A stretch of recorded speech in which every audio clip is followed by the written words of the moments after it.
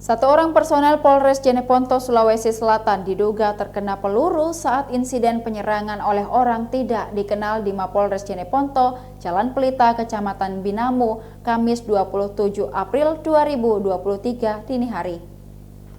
Personel tersebut diketahui berpangkat brigadir dari Satuan Reserse dan Kriminal. Anggota reserse atas nama Mus Mulyadi, pangkat brigadir, kata Kapolres Jeneponto AKBP Andi Erma Suryono di Mapolres.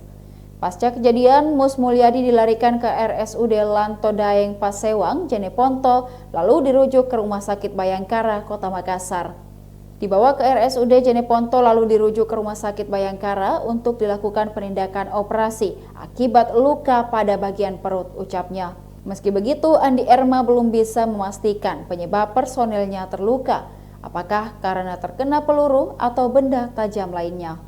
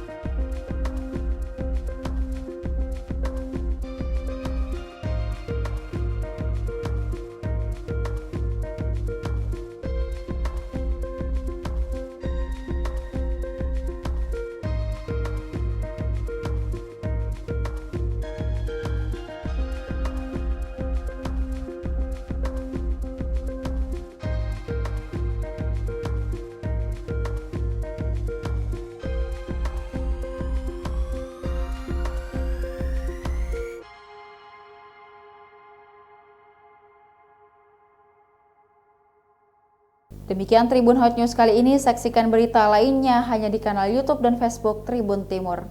Terima kasih sudah nonton, jangan lupa like, subscribe, dan share ya!